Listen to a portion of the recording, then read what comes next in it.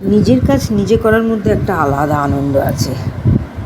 এই যে ডাবটা আমি নিজে এভাবে কাটতে বসেছি, বেশ ভাল লাগছে। ডাবের জল খাবো, তবে মনে হচ্ছে জানেন ডাবটার ভিতরে শ্বাস আছে, আর শ্বাস আছে দেখে তাই মনে করছি কিছু একটা তৈরি করব। বাহ, বেশ খানিকটা জল পাওয়া গেল, নিজে তো একটু খাবো আগে। বাহ, বেশ খানিকটা ডাবের শ্বাস আসে। চলুন আজ এই ডাবের জল ডাবের শ্বাস দিয়ে একটা ঠান্ডাই বানাই, ছেলে বউ কোর্ট থেকে এসে খাবে। এবার ডাবটার ভেতর থেকে এই শ্বাসগুলো বার করে নেব। এই দুধটাকে এবার ঘন করব, ঘন করে নিয়ে তারপর এই ডাবের যে শ্বাস দেখছো এটাকে একটু মিক্সিতে গ্রাইন্ড করে নেব।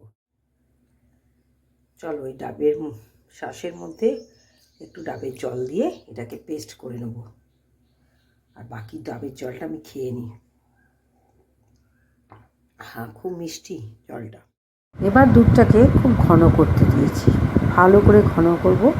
আর এদিকে দেখো ডাবের শ্বাসটা পেস্ট করে নিয়েছি মিক্সিতে, ভালো করে পেস্ট করে নিয়েছি। একটু জল দিয়েছিলাম ডাবের জলটা, আর সঙ্গে আছে একটু গুঁড়ো দুধ আর একটু খেজুরের গুঁড়ের পাটালি নিয়েছি, আর কুচিয়ে রেখেছি আনমোল বাদাম আর ডাবের শ্বাস একটু, আর একটু রেখেছি কিশমিশ।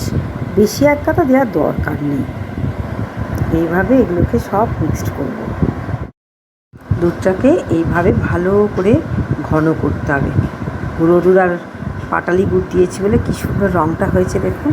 এবার গ্যাসটা অফ করে দিতে হবে, দিয়ে ঠান্ডা, ভালো করে ঠান্ডা করার পর মিক্সির যে জারটার মধ্যে আমি ডাবের শ্বাসটা ঘুরিয়েছি সেইখানেই আবার ওটা দিয়ে দেবো, দিয়ে ভালো করে পেস্ট করে নেব।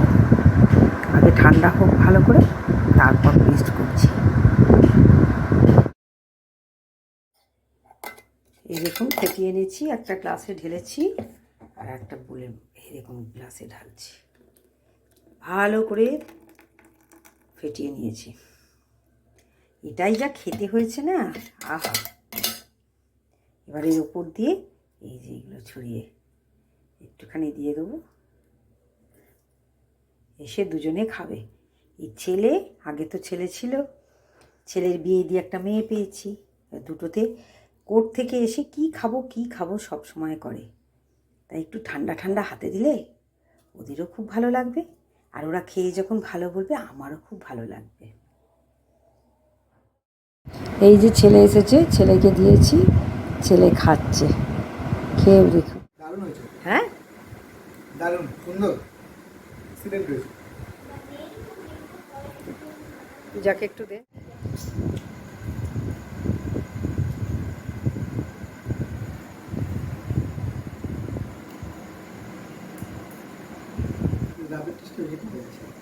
কেমন হয়েছে?